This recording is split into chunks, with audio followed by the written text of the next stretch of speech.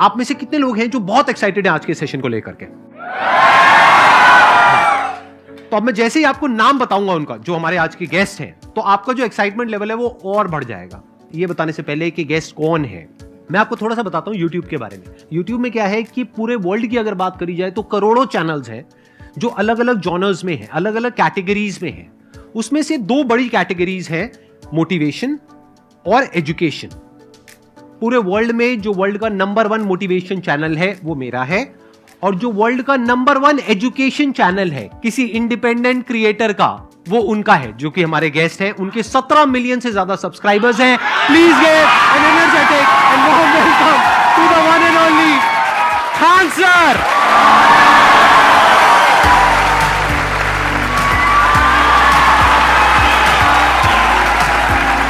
क्या हाल जी, कैसे हैं आप?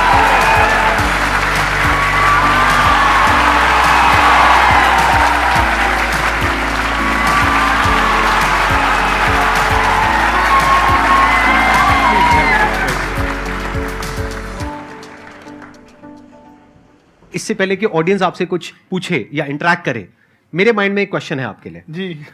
जो बच्चे हैं वो आपके इतने दीवाने क्यों हैं, इतने पागल क्यों हैं आपके पीछे? मतलब मेरे कमेंट सेक्शन में भरा पड़ा था, खान सर कब आएंगे, खान सर कब आएंगे। मतलब ऐसा क्या जादू कर दिया आपने बच्चों के ऊपर? ये सवाल हम आपसे भी पूछते हैं, हमारे पे भी इतना कमेंट आया, इतना मेरे तो ऑफिस में लोग चले आए कि सर कब जा रहे हैं। अच्छा। क्योंकि हम लोग का तो एग्जैक्ट है वही पढ़ाना है। हाँ।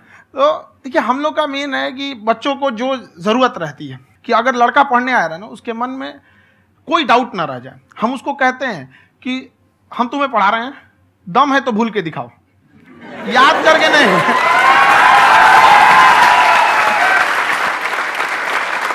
प्लस आप जिस प्राइस पॉइंट पे पढ़ा रहे हैं, आई थिंक वो सबसे कम है, वो बहुत ही कम है। सर ये जो फीस का कल्चर है, ये हमारा इंडियन कल्चर नहीं है। हमारा इंडियन कल्चर गुरु दक्षिणा है, उस हिसाब से वो सही है। ऑक्सीजन जैसे जिंदगी के लिए जरूरी है, वैसे एजुकेशन जरूरी है। कोई ये नहीं कह सकता है कि पैसे की वजह से वो खान सर के यहां से लौट गया। क्या बात है।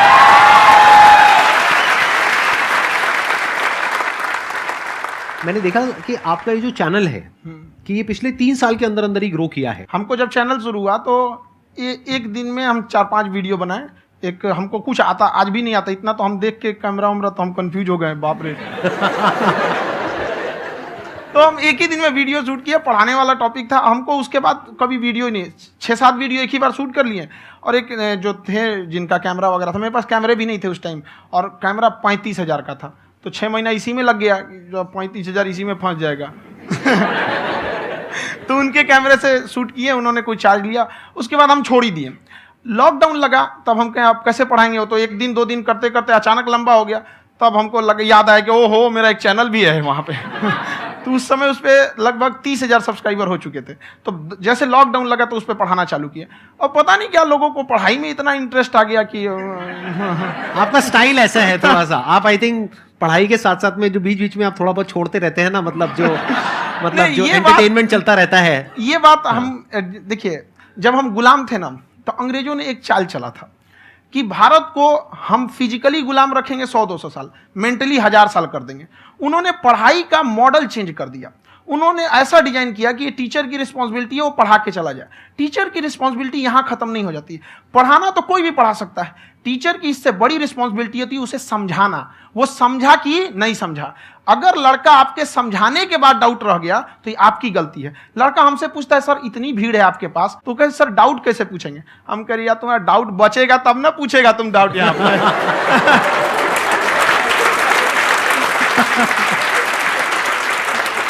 कॉन्फिडेंस नेक्स्ट लेवल है आंसर का, मानना पड़ेगा। और शायद यही वजह है इनकी जो ग्रोथ है उसका। किसी ने शायद सपने में भी नहीं सोचा होगा कि पिछले 2 साल के अंदर अंदर जो आपके चैनल की ग्रोथ हुई है, जैसे आप खुद ही बता रहे हैं कि लॉकडाउन के टाइम पे आपके 30,000 के करीब सब्सक्राइबर्स थे, आज की डेट में 17 मिलियन है। और मेरा एक क्वेश्चन और है, इससे पहले कि ऑडियंस में से आपसे कोई क्वेश्चन पूछे, कि कई बार आप ऐसे भी टॉपिक्स टच करते हैं जो थोड़े से कंट्रोवर्शियल हैं या थोड़े से सेंसिटिव हैं, जिसके ऊपर बात करने की हिम्मत आई थिंक बहुत ही कम लोगों में है। तो आपको कभी ये नहीं लगता है कि कहीं ज्यादा तो नहीं हो रहा है, इसको थोड़ा रोक देते हैं, थोड़ा कम कर देते हैं? क्योंकि कोई लाइन ही नहीं है वैसे तो बोलने को, तो आप कुछ भी बोल दो, कितना भी बोल दो। हुई है कंट्रोवर्सी बहुत बार। एक्चुअली बचपन से हमको फौज में जाना था, और फौज वालों के लिए ये सब मायने नहीं रखता। उसको करना है मतलब करना है, तुम सामने कुछ भी रहो, डजंट मैटर।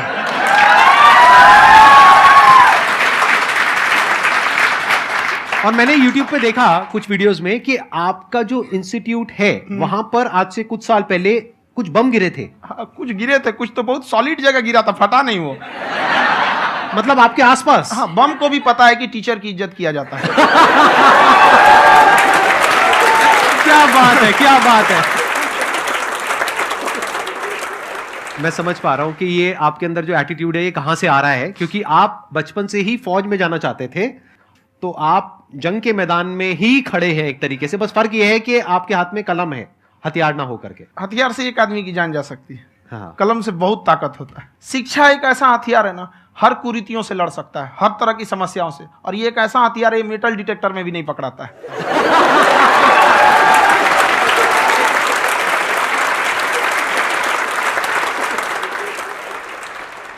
मेरा क्वेश्चन ये है कि अभी प्राइवेट ऑर्गेनाइजेशंस में पीटने का, पनिशमेंट का ये सिस्टम जो है खत्म हो गया है। हम आपके वीडियो में देखे हैं सर कि आप एक बड़ा सा रोल रखे रहते हैं, पुलिस वाला लाठी है वो, पुलिस वाला लाठी है, और स्टेज पे बुला के बच्चों को उसी से धुनाई शुरू कर देते हैं मस्त एकदम से, है ना। तो सर मतलब कि बच्चे मतलब कि डरते नहीं है आपसे, और इस तरीके से कैसे कनेक्टेड हैं आपसे, है ना। और एक और क्वेश्चन सर, यूपीएससी का जो आप अपना बैच स्टार्ट करने वाले हैं, ठीक है, उसके बारे में बताइए सर, क्योंकि मुझे मतलब कुछ इशू करना है सर, ठीक है। और संदीप सर को देख लिए, मेरा तो वैसे ही हो जाना है।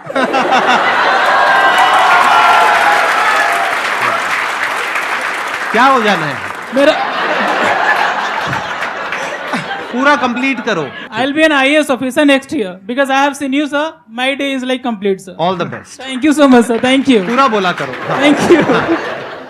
देखिए, लड़कों को जहां तक पीटने की बात है, जब पढ़ाने की बात आएगी तो उसको हम पूरे बेहतरीन ढंग से पढ़ाएंगे। लेकिन जब सजा देने की बात आएगी ना, तो वो भी बेहतरीन ढंग से होगा। ऐसा थोड़ी होगा कि बस एक ही चीज बेहतरीन ढंग से होगा। और डर का होना बहुत जरूरी है। ये डर भी अपने आप में एक मोटिवेशन है, क्योंकि जब आपके अंदर एक थोड़ा सा डर रहे ना, तो डर के भागिए मत। एक ऐसा डर जिसको आप लगे कि नहीं नहीं थोड़ा सा और करने की जरूरत है, फिर तो ये हम इसको क्रॉस कर जाएंगे आप। तो लड़कों के अंदर ये डर बनाना भी जरूरी रहता है। और रही बात यूपीएससी वाले की, जो आपने बोला, बहुत सारे लड़के वेट कर रहे हैं यूपीएससी की, क्योंकि 2-2.5 लाख फीस सारे लोग एफोर्ड नहीं कर सकते। और हमारा वही रहता है, हम तो ज्यादातर हमारे स्टूडेंट देखेंगे तो किसी के रिक्शा वाला, सब्जी वाला, यही लोग, इनको तो 2.5 लाख रुपया इनके पास पूरी संपत्ति नहीं होती है, फीस कहाँ से भरेंगे वहां पे, उसके बाद रहेंगे कहाँ से। तो ऑल ओवर इंडिया से, कश्मीर से कन्याकुमारी तक, गरीब से गरीब भी लड़का उसको पढ़ सकता है। यही कुछ 1000 रुपये मंथली, 12-14 हजार साल का पड़ेगा, खत्म हो जाएगा इतना में।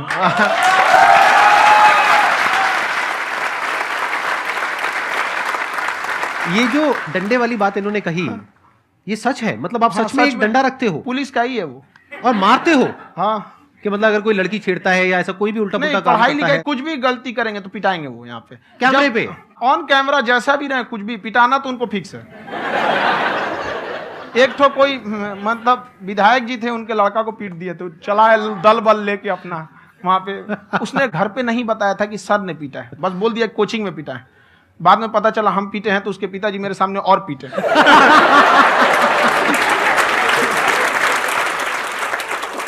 सर आपका सबसे बड़ा डर क्या है, आप दोनों का? फौजी को डरे नहीं लगता है। बाकी अफसर से पूछिए। आज के सेशन से पहले कोई डर नहीं था, लेकिन अब मुझे इनकी डंडे वाली कहानियां सुन करके डर लग रहा है कि कहीं मैंने गलती से कुछ बोल दिया अरे ऐसा और नहीं, इन्होंने कहीं पीछे कुछ रखा हुआ है, और यहीं आ करके अगर इन्होंने मेरी पिटाई कर दी तो बहुत बुरा हो जाएगा। तो इसलिए हमको थोड़ा डर लग रहा है।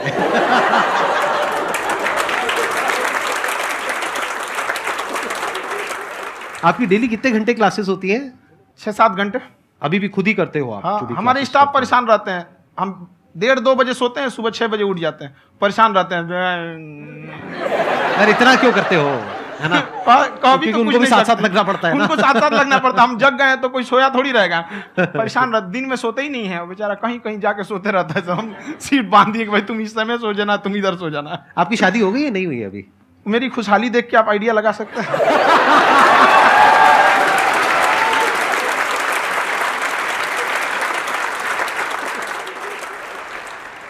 First of all I would like to say sir thank you so much to you and to your team कि आपने मुझे यहाँ आने का मौका दिया। एंड सर अब तक मैंने आपको सिर्फ फ़ोन या लैपटॉप में ही देखा है दोनों को, आज फर्स्ट टाइम लाइव देख रही हूँ तो बहुत अच्छा लग रहा है। तो मेरा क्वेश्चन ये है सर आपसे जब हम लाइफ में कोई डिसीज़न लेते हैं कि हमें ये पर्टिकुलर चीज़ करनी है, और क्योंकि हम डिसीज़न लेते हैं तो हमारी आदत है कि पहले हम 4 लोगों से पूछते हैं कि तू बता तेरी क्या राय है, तू बता तेरी क्या राय है। तो उनमें से अगर कोई हमें कह देता है कि ये बेकार डिसीज़न है मत कर, तो हमारा माइंड कहीं ना कहीं डाइवर्ट होने लगता है और उसकी वजह से हम अपना डिसीज़न चेंज कर देते हैं। तो मेरा क्वेश्चन ये है कि कैसे हम अपने डिसीज़न पे स्टिक रहे, कैसे हम जो दूसरे के ओपिनियन है उनको अफेक्ट ना होने दें अपने ऊपर। दूसरे से सलाह लेने से पहले एक बार खुद उस पर रिसर्च कर लेना चाहिए, ताकि आप सामने वाला क्या सलाह दे रहा है आपको समझ में आना चाहिए। यहाँ पर ऐसा नहीं है कि कई बार ऐसे होते हैं कि दूसरे वाले को एक्सपीरियंस होता है, तो अगर आपको पहले से आइडिया है, उसके बारे में आप बेहतरीन ढंग से रिसर्च किए हैं कि क्या इसमें प्लस पॉइंट है क्या निगेटिव है, उसके बाद आप किसी से सलाह लेने जाइए। ये नहीं कि मन में आया सीधा बता गड़बड़ा जाएगा। तो वहाँ पे पहले आपको R&D करना पड़ता है, समझ में आया कि नहीं। और जिंदगी हो या गाड़ी, जीतेगा वही जो टाइम पे गियर चेंज कर रहा है। तो डिसीजन चेंज करना बहुत ज़्यादा गलत नहीं है। इन्होंने बहुत अच्छी बात कही है और मैं इसी बात में थोड़ा सा और ऐड ऑन करूंगा कि ये जो आपने कहा ना कि अपने डिसीजन पे स्टिक कैसे रहें, ये कोई अच्छी क्वालिटी नहीं है, क्योंकि टाइम टू टाइम आपको अपने डिसीजंस को चेंज करना होता है। जैसे आपने 4 लोगों से डिस्कस किया, कोई इंसान कुछ पॉजिटिव बोल रहा है, कोई नेगेटिव बोल रहा है, उससे फर्क नहीं पड़ना चाहिए। डिपेंड ये करता है कि वो जो बोल रहा है उसका बेसिस क्या है। क्या वो किसी नॉलेज या एक्सपीरियंस के बेस पे बोल रहा है या ऐसे ही कुछ भी बोल रहा है? ऐसे ही बोल रहा है तो फिर उसकी बात पे ध्यान क्यों दे रहे हो? अगर किसी नॉलेज या एक्सपीरियंस के बेस पे बोल रहा है, फिर चाहे वो पॉजिटिव बोल रहा है चाहे नेगेटिव बोल रहा है, दोनों ही मायने रखता है। उसके बाद में रिसर्च करनी है और फिर रिसर्च करने के बाद में फाइनल डिसीजन अपना खुद का होना चाहिए। अब वो डिसीजन उससे अलग भी हो सकता है जो आपने पहले लिया था, और वो सेम भी हो सकता है। सर मेरा क्वेश्चन दोनों से है आपसे, how to deal procrastination and laziness. हमारा ब्रेन है ना, ये बहुत आलसी टाइप का, इसको आराम खोजना पसंद है। अब थोड़ा सा भी अब इसको आराम की ओर लेके चले गए ना तो फिर उधर ही रहेगा। आप सोचेंगे 10 मिनट आराम कर लेते हैं ना, तो 10 मिनट 2 घंटा बना देगा। उसको टॉर्चर कीजिए, चल 10 मिनट बाद में। उसको आप उस पर हावी में, वो कह रहा है कि हमको आराम चाहिए, आपको हाँ आराम मिलेगा, पहले काम फिर मिलेगा आराम। तो आप उसके हिसाब से मत चल। आपका मन कर रहा है थोड़ा सा देख लेते हैं, कोई नोटिफिकेशन आया, आप कोई काम कर रहे हैं, क्यों पहले काम कर लीजिए, बाद में देखिएगा ना नोटिफिकेशन। आप हावी मत होने दीजिए यहाँ पे। अगर आप 5 मिनट भी थोड़ा सा लूज पड़े ना, थोड़ा सा कमर सीधा कर लेते हैं, 2 घंटा बर्बाद कर दिया आपको। हावी मत होने दीजिएगा उसको अपने ऊपर। प्रोक्रेस्टिनेशन को तोड़ने का एक ही तरीका है, सबसे छोटे लेवल पे ले जा करके उस गोल को तोड़ दो। यानी वो गोल बहुत बड़ा है, उसको ब्रेक डाउन करो, उसके सबसे पहले स्टेप पे आ जाओ कि उसको अचीव करने का सबसे पहला स्टेप क्या है। जैसे गाड़ी चलाना सीखना है, उसका सबसे पहला स्टेप क्या है।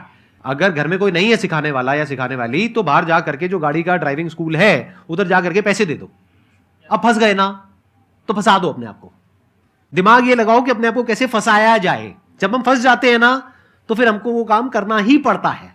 Then there is no looking back. जब तक आप सोच रहे हो तब तक सोच रहे हो, उसको बोलते हैं पैरालिसिस ऑफ एनालिसिस, कि आप सोचते चले जा रहे हो अपने माइंड में, मैं ये करूंगा वो करूंगा वो करूंगा वो करूंगा, और प्रोक्रेस्टिनेट हो रहा है, वो चीज टलती चली जा रही है। तो उसको छोटे से छोटे लेवल पे ब्रेक डाउन करके उसको कर दो, दैट इज नंबर 1। और जैसे ही करना शुरू करते हो, कोशिश करो कि उसको जब तक कि आप सही से नहीं कर लेते हो उसको छोड़ना नहीं है, तो आपकी लेजीनेस भी खत्म हो जाएगी। कई लोगों को तो हमने देखा जो सप्ताह में कुछ भी नहीं करता, वो भी संडे को आराम कर रहा है।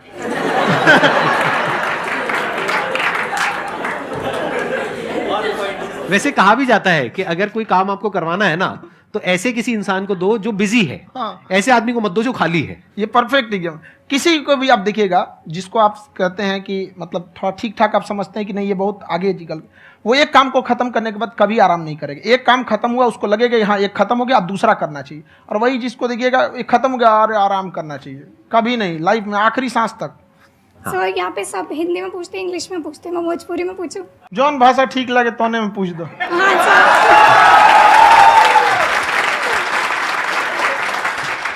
सर ये पूछे के चाहते नहीं कि जैसे हमने के पढ़ाई करे नहीं सर, तो कभी कभी डेली टारगेट्स जो होला वो कंप्लीट ना होला। अगर टारगेट्स कंप्लीट भी होला तो फिर ऐसा इरिटेशन या फिर वो एंजाइटी या फिर कि और करना है या फिर अभी नहीं हुआ, वो चीज़ हमेशा रहेला। तो वो कम कैसे करल जाए? देखिए टारगेट्स को ना हम लोग को एक अपने हिसाब से पहले फिट करना चाहिए। ऐसा नहीं कि दूसरे किसी इंसान को देख के हम टारगेट फिट कर ले। कोई लड़का 8 घंटा पढ़ रहा है, कोई पहली बार अभी पढ़ना ही चालू किया, उसको देख के 8 घंटा पढ़ेगा तो पढ़ाई छोड़ देगा। तो आप अपनी क्षमता के हिसाब से देखिए कि आप कितना पढ़ सकते हैं। अगर आपने एक घंटे को बना लिए कि हम 1 घंटा पढ़ सकते हैं, अगले 1 हफ्ते तक उसको सस्टेन रखिए। जिम में कैसे करते हैं लोग, पहले दिन उठा लीजिएगा 1 कुंटल तो हार्ट अटैक हो जाएगा। तो वो धीरे धीरे टारगेट सेट कीजिए और अपनी क्षमता को भी देखिए। हर इंसान की क्षमता अलग है। कंगारू को देख के हाथी छलांग मारेगा, पैर तोड़ के बैठ जाएगा।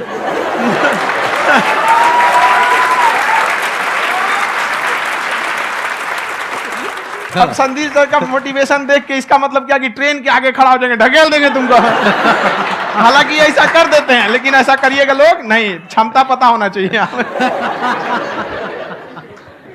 आपके अंदर एंजाइटी हो रही है कि मैंने कर तो लिया है, आप ये नहीं कह रहे कि मैंने कुछ भी नहीं किया है फिर मेरे को एंजाइटी हो रही है, आप ये कह रहे हो मैंने काफी कुछ कर लिया है फिर भी एंजाइटी हो रही है कि कहीं कुछ छूट तो नहीं गया है।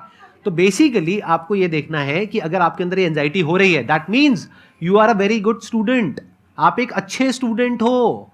क्यों? क्योंकि बहुत सारे स्टूडेंट्स तो ऐसे हैं उनको पढ़ने के नाम से एंजाइटी होती है।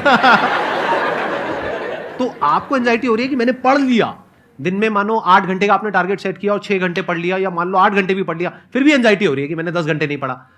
तो ये तो अच्छी क्वालिटी है ना, ये तो एक ब्रिलियंट स्टूडेंट की क्वालिटी है, क्योंकि एंजाइटी उसी को होती है जो केयर करता है, जिसको परवाह है, उसी की तो एंजाइटी होती है। जैसे माँ को अपने बच्चे की, जैसे एक माँ को अपने बच्चे को लेकर के एंजाइटी होती है। हंस लो मजाक उड़ा लो मेरा। कोई बात नहीं, एडिट कर देंगे इसको हम। हाँ।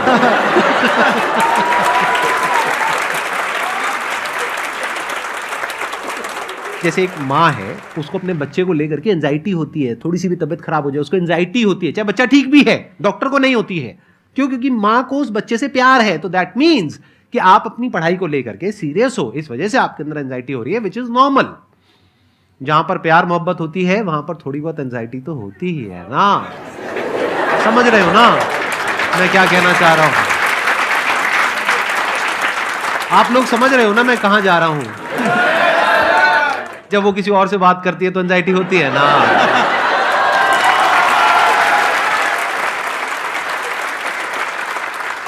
सर, आपकी स्टोरी हमने सुनी थी, तो एक टाइम आया था जब आप गंगा किनारे जाके बैठ गए थे, उस समय आपको कुछ समझ नहीं आ रहा था। तो उस समय मतलब आपने ये डिसीजन कैसे लिया कि अब आगे नहीं, यहाँ से वापस जाना है? रास्ता ही नहीं था। घर जाने के लिए एटलीस्ट 90 रुपए चाहिए थे, जेब में 40 रुपए थे। कैसे घर जाते हैं? और हम गंगा के किनारे चुपचाप बैठे बैठे हम कहें कि अब बहुत टेंशन हो गया, अब घर जाना चाहिए। रूम पे, तो किराए के रूम पे ही आदमी सारे लोग रहते। गए वहाँ पे तो रूम लॉक हो गया था। तुम खटखटाए तो ऊपर से गुस्सा से बोले जो ऑनर थे, क्या टाइम हो गया है? तुम कहे 9-10 बज रहा होगा। घड़ी देखिए तो 2 बज रहा था रात का, 2-2:30 बज गया था वहाँ। टेंशन में आप तो होता है, कई बार ऐसा समय आएगा कि लगेगा जैसे अब कुछ नहीं हो सकता है। तो इससे घबराना नहीं है। कभी कभी गुच्छे की आखिरी चाबी भी ताला खोल देती है। जो बातें आपने बताई कि घर में प्रॉब्लम्स ये तो बहुत लोगों ने फेस करी वहां पर, आप अकेले नहीं है, बहुत लोगों ने ये प्रॉब्लम्स फेस करी, बहुत तरह की प्रॉब्लम्स देखी, बहुत तरह की स्ट्रगल्स देखी, लेकिन वो सब इतने कामयाब नहीं हो पाए जितने कि आप हुए। तो आपके अंदर ऐसा कुछ ना कुछ है जो औरों के अंदर नहीं है। तो वो मैं जानना चाह रहा हूं कि वो ऐसा क्या था जहां से कि आपका दिमाग यहां तक सोच पा रहा है कि मैं पूरे इंडिया में इतने बड़े लेवल का चेंज लेकर के आ सकता हूं, एजुकेशन फील्ड में रेवोल्यूशन लेकर के आ सकता हूं। ये सोचना ही बहुत लोगों के बस का नहीं है। मेरी एक खुद की थिंकिंग, अगर हमको कोई 100 रुपए किसी काम के लिए दिया, हम सबसे यही कहते हैं, तो हम कोशिश करते हैं उसे 200 का रिटर्न दे। अगर कोई हमसे 200 रुपया फीस दे रहा है, 250 दे रहा है, तो हम उसको ये कोशिश करते हैं कि तुम्हें ऐसा लगे कि नहीं भैया हमने 10-20 हज़ार का पढ़ लिया यहाँ पर। वो ईमानदारी से कभी कमी नहीं। और हमेशा अगर हम प्रॉमिस एक्स का करते हैं तो डिलीवर 4x करना चाहते हैं। ध्यान से सुनना और ध्यान से समझना इस फर्क को। अगर आप समझ पाए तो बहुत आगे जाओगे लाइफ में। एक वो होते हैं जो ये सोचते हैं कि हमें सब कुछ मिल जाए, हमें कुछ भी करना ना पड़े। दूसरी कैटेगरी होती है लोगों की जिनको जितना मिलता है उसमें भी चोरी चकारी करते हैं या कोशिश करते हैं कि उससे कम दे सामने वाले को जितना कि हमें मिल रहा है। तीसरी कैटेगरी होती है लोगों की, जो इनके जैसे लोग होते हैं, वो क्या करते हैं, वो ये सोचते हैं कि अगर मैंने किसी से 1 रुपए भी लिया, देखा जाए तो 200-250 रुपए कुछ भी नहीं होता है, 200-250 रुपए अगर मैंने लिया तो कैसे उसको 400 रुपए की वैल्यू दूं। ये जो थिंकिंग है ना, यही एक फर्क होता है एक ऐसे इंसान में जो बहुत आगे निकल जाता है और उस इंसान में जो मीडियोकर रह जाता है। आप अपने आप को अपने आप के ऊपर समय दीजिए, उसको डेवलप कीजिए। जब आप अपने आप के ऊपर खर्च करते हैं तो आने वाले समय में लोग गूगल पे आपको सर्च करते हैं। क्या बात है सर, ये आपने अभी बनाया है या ये कोई पुराना आपका वो है? बनते रहता है इसे, फ्लो में बन जाता है। आपके अंदर ना सर एक कवि छुपा हुआ है कहीं ना कहीं जो बाहर आना चाहता है। कभी ना कभी आपने सोचा होगा कुछ। हाँ, कभी कभी देखिए, एक चीज है, संगत का बहुत अच्छा असर पड़ता है। ये चीज को हमेशा, संगति का मतलब लोग हल्के में ले लेते हैं। संगति का मतलब होता है संग संग गति। तो अच्छे लोग के साथ रहेंगे तो संग संग अच्छी गति होती जाएगी, खराब में रहेंगे तो ये भी होता है। बट अपने आप को थोड़ा सोचना चाहिए कि हम केवल जी के मर जाएं इसके लिए नहीं आए हैं। लोग कहते हैं कि सर नाम क्यों नहीं बताते अपना। हमारी एक ही सोच है कि जाने के बाद इस दुनिया से हमको मतलब एक चीज देना चाहते हैं स्टूडेंट्स को, कि वो याद करें कि इस पैसे की भाग दौड़ की दुनिया में हर कोई दोनों हाथ से लूटने में लगा है खाली हाथ जाने के लिए। ये सबको लगा है। तो हर कोई को ये सोचना चाहिए कि था कोई इंसान जो इतने कम फीस में इतनी शिक्षा जो महंगी थी, जो कमाने का रास्ता था, उसको भी एकदम कंपटीशन इतना कर दिया कि अब लोगों को अपनी फीस बढ़ाने में डर लगता है कि अरे यार, लड़का कमेंट करता है कि खान सर इतना ले रहे हैं, आप बहुत बड़ा टीचर हो गए।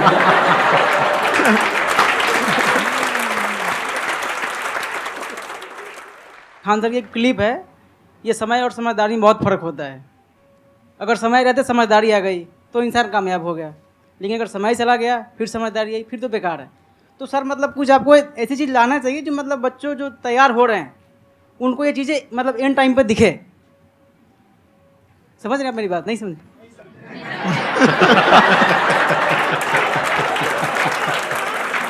यही होता है सर, सर का मोटिवेशन ज्यादा हो जाता है। जब आप स्ट्रगलिंग फेज में हैं तो कम से कम चीजों को अपने ऊपर खर्च कीजिए, ज्यादा से ज्यादा सीखने में खर्च कीजिए। अगर आपको राजा बनने का शौक है तो गुलाम की तरह मेहनत करना सीखिए, तब राजा बनेंगे।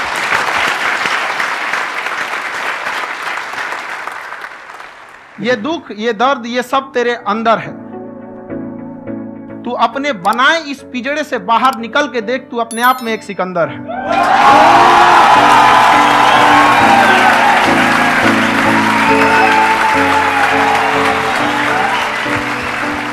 Thank you so much sir for coming. बहुत मजा आया मेरे को आपके साथ में इंटरेक्ट करके। आई एम श्योर आप लोगों को भी बहुत मजा आया होगा।